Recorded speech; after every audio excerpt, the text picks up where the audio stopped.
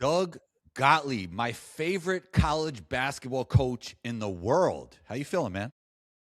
There's no way I am. You strike me as a Danny Hurley guy, and Danny's won 2 championships. I have won 0. So if I'm stacked below Danny Hurley, I'll be good. But I'm great. All right, I'm good great. to hear No, it. Give me a little. I have complaints, but none of the important things are. It's like Clark Kellogg has this thing.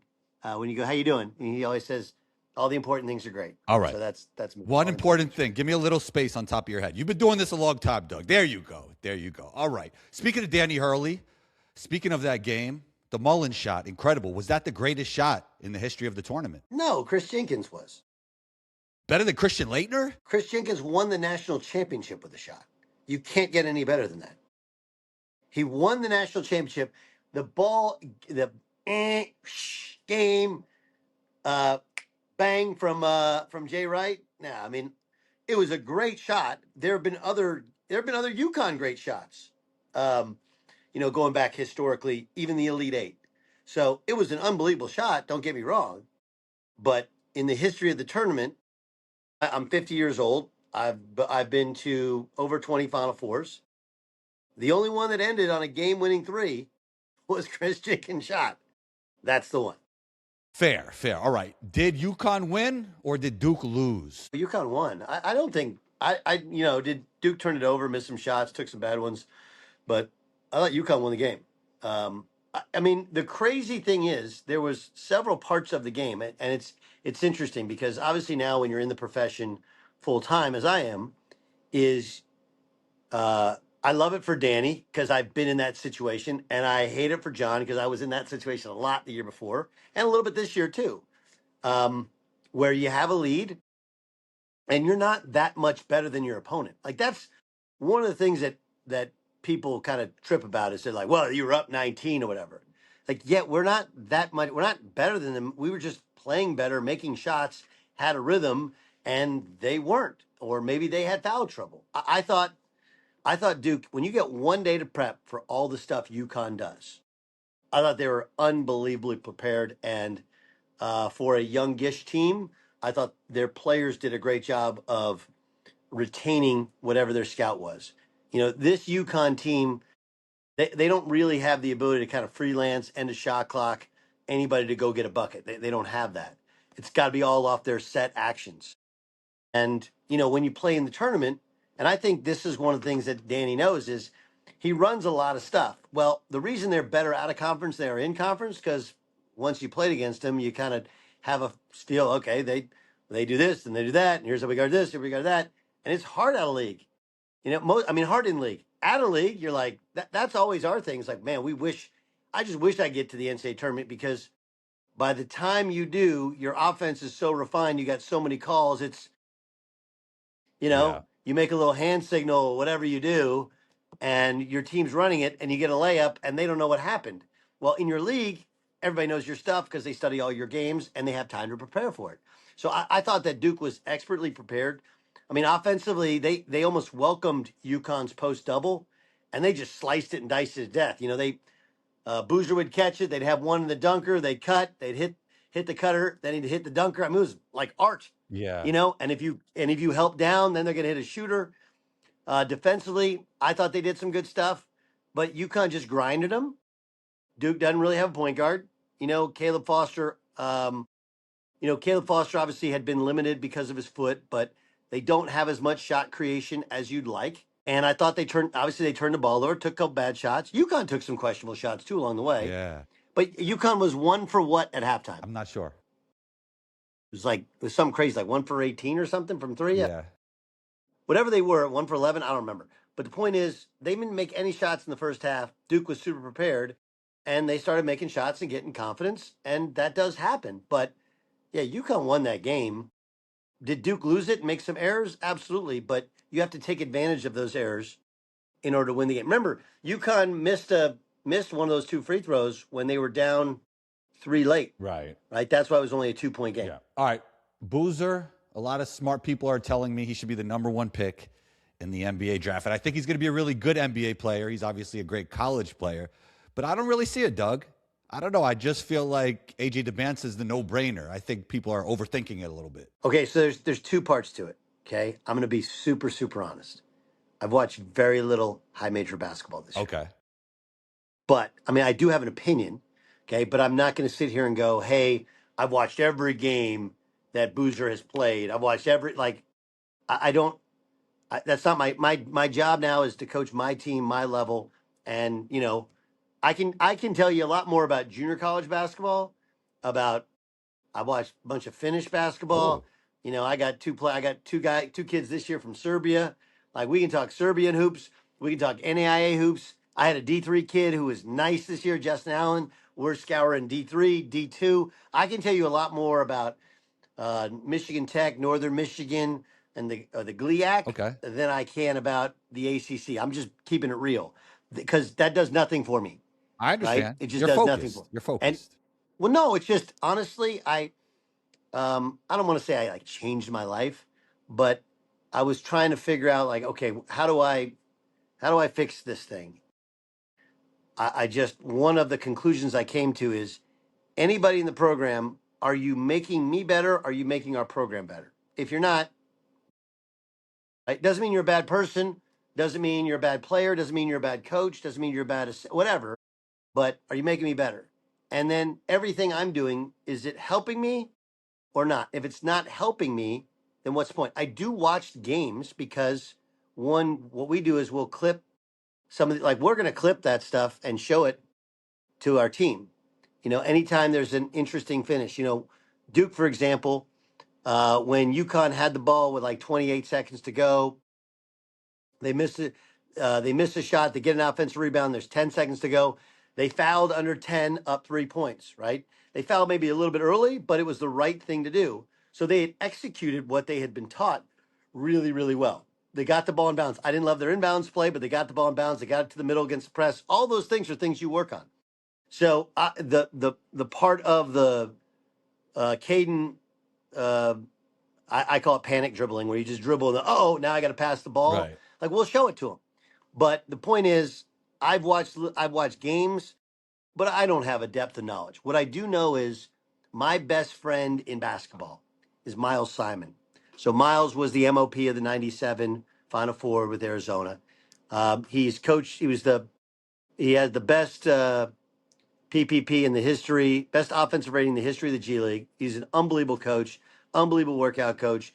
He's been assistant with the Lakers, assistant with the Suns, scout with the Hawks, assistant with Arizona back in college. Obviously, a great player. So I trust his eyes. He tells me it's Dybantsa. He's like Dybantsa, then Peterson. We played against Peterson. Okay. Peterson's unbelievable. Wow. Oh, he's so good. So should there be Um, concerns around all the so-called messiness around what was happening this year? Sure. Yeah. But again, that's not my job to go do the dig in the background. I will tell you that the cramping stuff, it does get mental. Here's where we have an experience with it. We lost a game this year because my point guard, Preston Rudinger, he's had cramping problems his whole career. But literally he cramped up and had two gigantic turnovers against Robert Morris. And we choked just like Duke choked against Robert Morris in our first conference game. Um, um, so I know like I'm literally every time out. Do you need a break?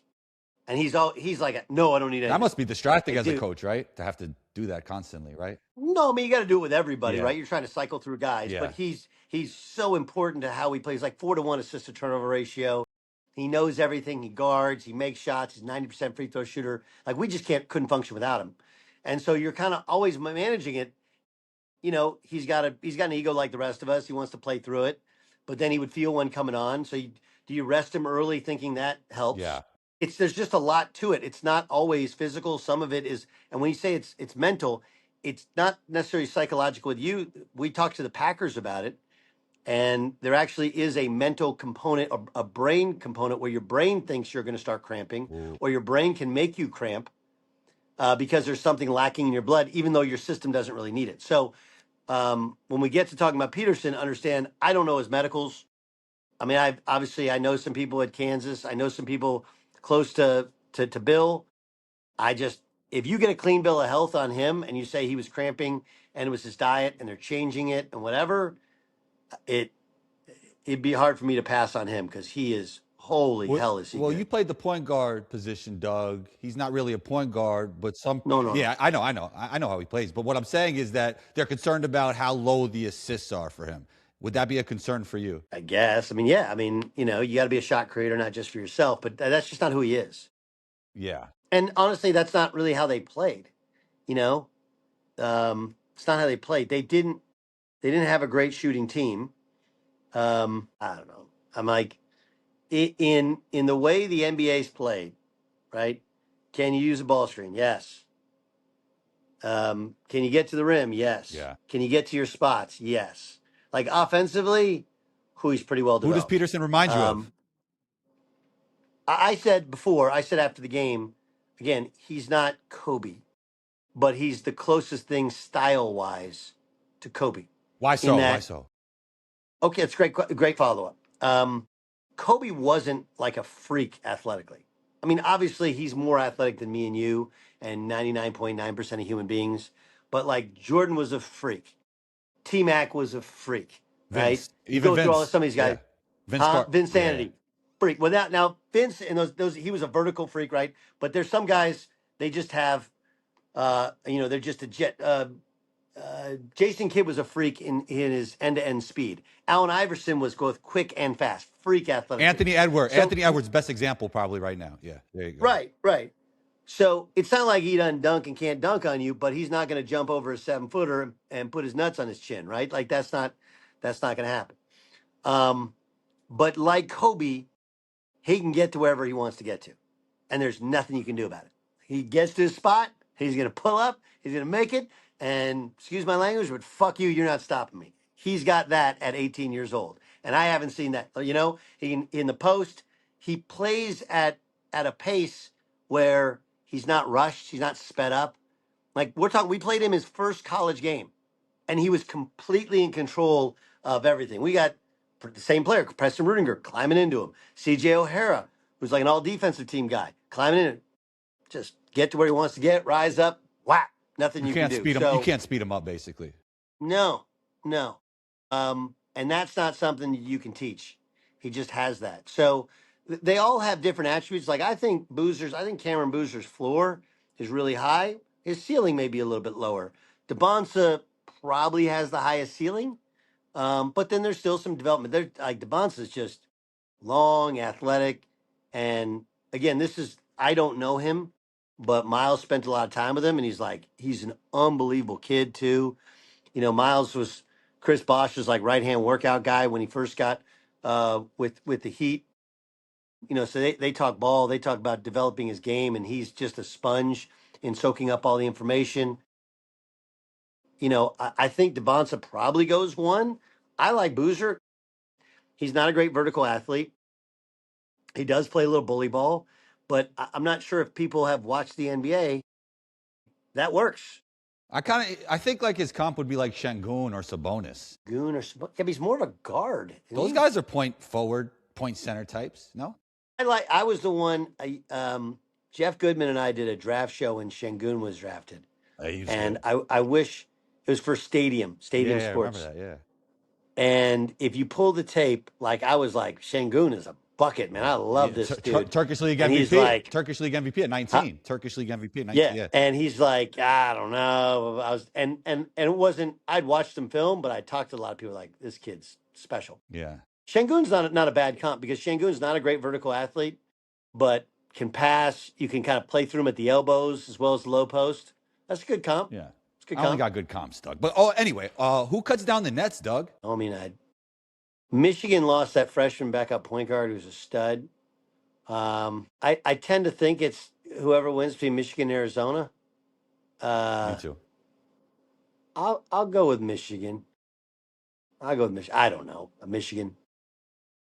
I don't know. I like all four teams, right? I like the kind of toughness and how UConn's different than they've been and through their championship runs. Yeah. We teach 5 out. We play 5 out differently than Illinois. Really? But I love how Illinois and Keaton Wagler. Keaton Wagler played in AAU for a former teammate of mine at Oklahoma State, a guy named Victor Williams. He was the point guard after I graduated Oklahoma State. And Vic was telling everybody, like, I have a pro. And like, Vic is, if you know Victor Williams, he's like 5'11". Vic's in the mid two bills now. I mean, he used to be an absolute jet back when he played. But he's got a great big personality. And so, when you're a non-shoot independent team and you got a kind of up and coming AAU program, you're like, I got a pro. You're like, okay, Vic, everybody's got a Right. pro. Right. But that kid's phenomenal. Yeah. Always good. The Euros are good. I think And then you got, Mar is a difference maker for Michigan. I like him a lot. you think he's 7'12" and he can pass and shoot, and they're so big and strong. Yeah. And then Dusty does a good job. And then Mike Boynton, who Shouts to Mike. I was a Shouts to Mike. I was consultant for at Oklahoma with Oklahoma State. He's such a good defensive coach, and given that crew a week to prepare, that could be a nightmare. So yeah, I think Michigan cuts them down. All the talk about NIL, transfer portal, how it's bad for the game. March has been really good despite all that. The kids are really caring. The kids are crying in the locker room. What are your thoughts? I mean, it does. Well, I mean, again, I do think the kids care. I don't think it's the ones. The problem is that when you have teams, there's a good portion of teams that you get to a point in the season, those guys just shut it down. That's hard to watch. It's not better. The talent is better because you're keeping guys in school longer, because they're letting us get European pros into school. Like, there's no question the talent level is better because guys stay in school longer because they're getting paid. And I said this on Cowherd. Same thing I said on Jason Whitlock's podcast. Like, at some point, donors are going to be like, I'm out. Really? I just am. You go to these games or you give money because of the kids, of the college experience. Also, because they also want to see their program do good, right? They just want to. Yes, but it's a little bit like, okay, let me use the high school kind of analogy. Okay. Okay, what high school did you go to? I went to a few, Doug. I was on a crazy basketball journey. What high school did you go to? Did you go to a few? I know you went to a few colleges. I don't know how many high schools you went to. I went to 2 colleges. I went to 1 high school. I went to Tustin High School. Right. Now, look, I moved in out of the area, okay? And so we had to get an apartment my freshman year or whatever. But imagine, like, everybody has this in their high school where you have kids and they all grow up kind of playing together. It's a really cool thing, right? And then other schools have move-ins, right? And the move-ins, they have more talent, and they end up winning a state championship. And you're like, did we really have to have a guy move in? Like, is it worth it to have somebody move in instead of just trying to win with the kids who grew up playing together? Wow. It's a real kind thing. of like the NBA thing, right? Like you see the Celtics growing together, their 2 best players, the Denver Nuggets growing together, their 2 best players, Oklahoma State Thunder, right? Yes. Oklahoma State Thunder. Like, most of those guys are homegrown. Yes. Obviously, they added in Caruso and some of the other pieces. Yeah, right. Okay. When you eliminate homegrown players, and obviously if you do well, it's great. But when you do poorly, people are pissed. It's one thing to lose. It's a whole other thing to lose with kids that don't care about the school, about the surrounding town, about the donors. But they're just coming in, money grab, and then they're out. And that happens enough times to enough programs, and people are going to be like, I'm good. It is not a sustainable model. It's just not. The prices keep going up. They just do. Prices keep going up, and we're not making more money. We're not making 2x, 3x every year, and yet the prices are going up 2x, 3x every year. So at some point, there'll be a breaking point. I don't know how many schools, 100 or so, maybe 150 drop off. And the fight is to be on the good side of that 150, and eventually it'll stabilize. There'll be some sort of cap system or whatever, probably per league more than for the entire sport. And whether you can collectively bargain without making them employees, we do that. Again, it's no different than colleges and universities. There's universities that are going to close. Yeah. Because they're struggling. Post-COVID has exposed kind of, hey, some areas are not as populated, some schools are not as popular, and there's a point where people are like, I'm not paying $100,000 for my kid to go to school. Why? When they can go right down the street for, in-state school. So a lot of those small private schools are closing. The same thing's going to happen with athletic programs. It'll start with Olympic sports, and then eventually you'll get people saying like, we either can't compete at the Division I level, and we're just gonna lower the level, or we just will compete at Division I level, but be accepting of the fact that we can't compete nationally because we're not going to throw more money into it. Is it tougher to be stern with kids these days? I had a debate recently with my guy, Coach Nick. Coach Nick of B-Ball Breakdown. He feels like some of the greatest coaches today, he might not call him the greatest. We're talking about like Bobby Hurley. We're talking about He's completely out of his yeah, mind. yeah, He's never been- Patino, and like Coach Nick. Coach Nick. I love your breakdowns, but the best players want to be coached hard. yeah, I think so. Okay? I think you're right. Do you mind if I curse on your podcast? No, go ahead. I can bleep it. Go ahead. Okay. What you can't do is you can't call somebody a motherfucker. Right. Okay. You can't call them the P word. But Okay? back in the day, they could, right? When we were being coached. It's the same thing. You would still get like, look, you got to know the dude you're coaching. Like some dudes, you jump on them and they just shrink. Coach Nick says the science says it's not optimal to coach with anger and disgust. That's his thing,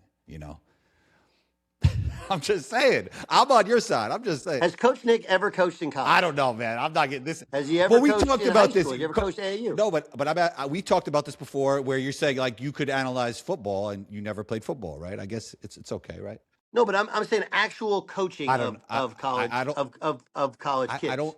Listen. I played for two coaches who never cursed, ever. Okay, John McLeod did not curse, but he also never called you out publicly. Very, very rarely raised his voice. He was an NBA guy. Notre Dame, we're immature. Notre Dame, we got to reel in the big fish. And honestly, I thought I thought we needed a good ass chewing. Now the assistant coaches.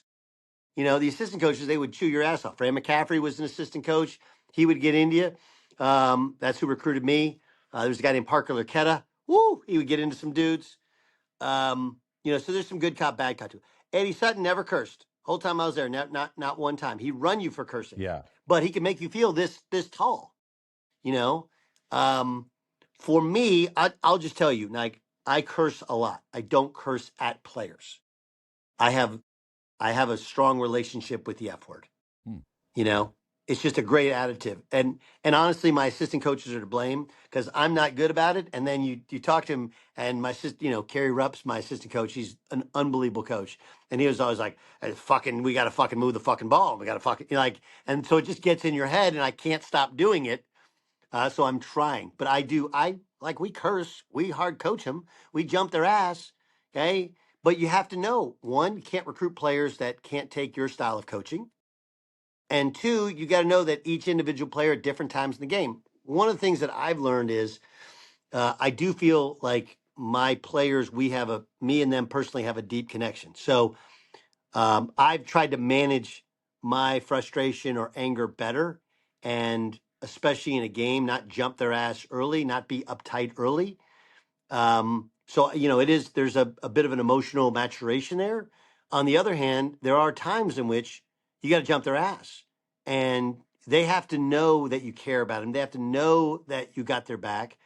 I'll just give you an example. I have a kid named CJ O'Hara. He's in the portal. And we'd love to have him back. We're going to still fight to have him back. I don't know what happens. But we have a great relationship. He walked on originally. We gave him a scholarship. He started a game his freshman year. And then this year, he was our best player. I mean, he was awesome. And because he plays both ends, he rebounds. And without really a jump shot, he averaged 14 a game. He shot 58% from the floor. He only made 7 threes, but he was our leading scorer because he understood the cuts and the angles and all the things we taught him within the offense. And, we would draw up plays that weren't for CJ, but were kind of for CJ, and he feasted on them. He's awesome. And there was later in the season. And one of the things I learned about CJ, he was an exceptionally slow starter, except he's a very, very laid back kid. And so I would get just pissed. And I would always tell him, like, CJ, you average 14. You would be averaging 20 if you could make a fucking layup in the first 5 minutes of a game. But it just takes him a while to kind of get his motor going. And we tried running plays for him. That didn't work. We tried getting him alley-oop. That didn't work. We tried not giving him anything. That he's just not Usually, great. First usually 5 the minutes guy of the who game. was a walk-on has a high motor. He had a high motor, but it was like Have to rev it up. Yeah, you have to rev it up. it just had to get going. Yeah. So, but he would go through. The big thing for him was he got a little bit of, he gets a little defensive ADD, right, where he'll guard the ball and then he's off the ball and then he'll just fall asleep for a second. And the ratio got better and better, right? That was the difference in freshman to sophomore year, but there were still times in which he took plays off or he didn't get a hand up on a jump shot or something. And by the end of the year, I had learned that I could jump him, take him out, say, all I would say is, you got to fucking play better. Like, come on, dude, get your hand up on, just give him one thing. He'd sit over there and then get him right back into the game. And then he's back kind of locked in. Some guys you can just, Preston Rudiger, my point guard. Generally, I didn't have to yell at him, but I would jump his ass, but I just wouldn't take him out of the game because what's the point? Like, why I'm going to jump him and make us worse when we need him in the game? Right. But there are other guys which you jump them and they shrink. And you either, one, don't recruit those guys, or two, you got to kind of navigate around it. And so again, it's Jimmy Johnson, the football coach, Jimmy Johnson, right? The Fox broadcaster for a long Yeah. time. His famous quote is, I coach them all the same, different, because they're all different. So, great players respond to hard coaching, but you can't hard coach them on something in the game that you haven't practiced, haven't talked about, right? And that's something, honestly, I learned coaching kids. Is when I first started coaching my son's team, we reformed our program in like fourth grade. He was in third. It was like a fourth grade B team, and some of those kids now are the best players in California. And we started building this little program, and with my son's group with his buddies. Like, I don't think they like playing for me very much in fifth grade because I was sort of harsh with my critique of them. I was kind of demanding. And what I realized was like they hadn't been taught everything. Yeah. Criticizing somebody on how to shot fake or how to not travel or how to screen, and where to slip and all these different things. Like, if you haven't coached it, reiterated it, gone over on film, practiced it multiple times, you can't be critical of the game. We do, we have vitamins. We do things every single I day. love vitamins. They fuck those up, and I'm going to get on their ass and be like, hey, dude, we talked about this shit every fucking day. We've Yeah. gone over the ball screen coverage every time, Yeah. we Well, if tell you are hey, when if you are disgusted, it's okay to show disgust, right? Yes. Yeah. Yes. I You have to agree. be a human I being. agree. Absolutely. If you're a cheerleader over there, like, then they tune you out. One of the reasons that I curse when I coach little kids is, for little kids, it's kind of cool when you drop a curse word, but it also gets their attention. Right. It just does. It gets their attention. Molly, my brother worked for Molly Miller. She's the Arizona State coach. Okay. And she's an unbelievable coach. She was at Drury. She was at Grand Canyon. That's where he coached with her. Now she's at Arizona State. And she flipped that program in 1 year. Now she's different.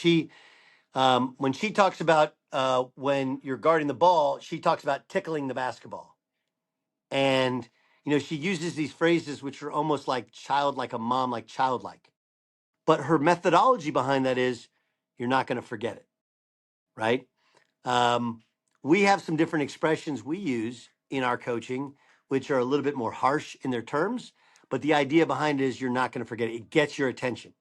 If I say, hey, you really need to box out. Yeah. You need to box out. You have to box out. Did you make a collision with the guy? Is that going to get his attention? Hey, fucking box out. Get into his fucking body. Okay? Put meat to meat. It sounds different. It gets your message across, and they don't forget it. That, again, everybody has their own way of doing it.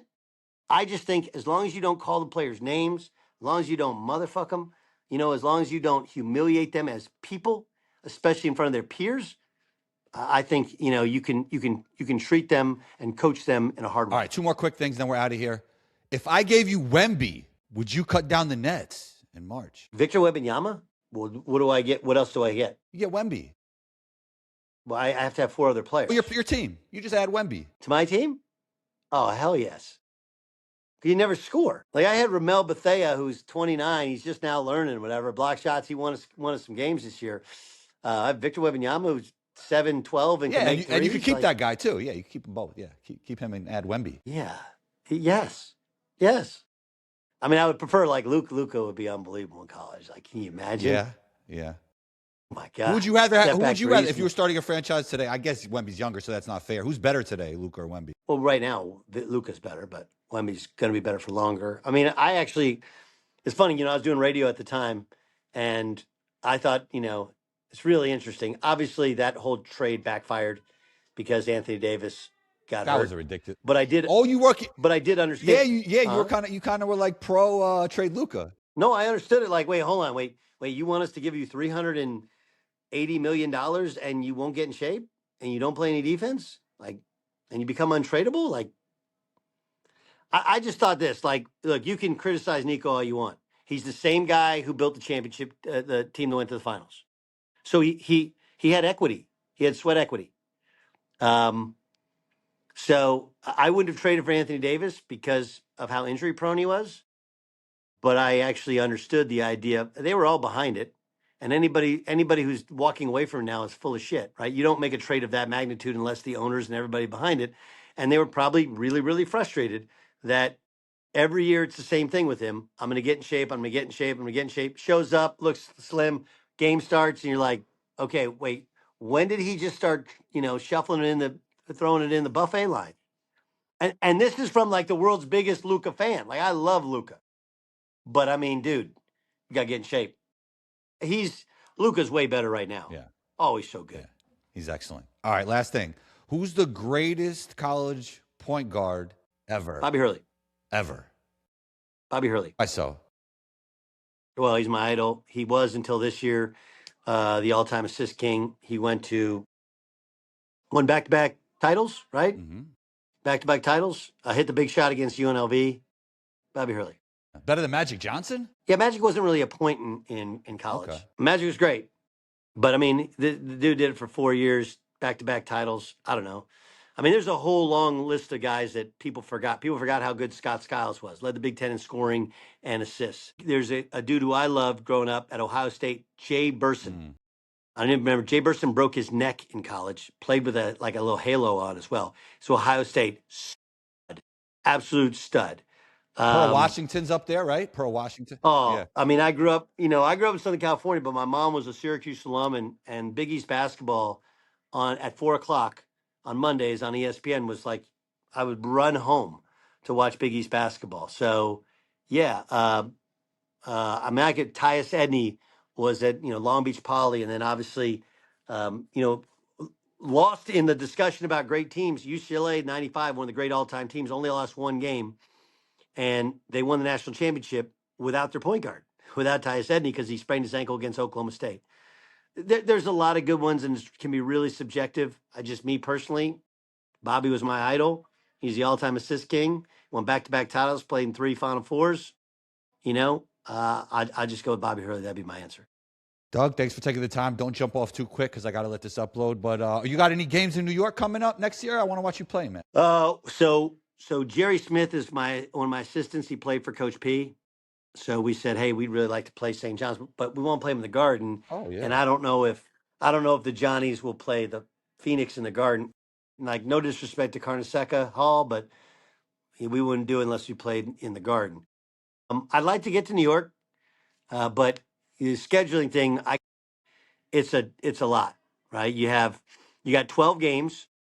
At our level, we have to play bye games, have to play guarantee games. Yeah.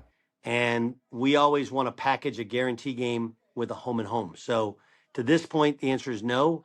We're going west, but we'd like to go east.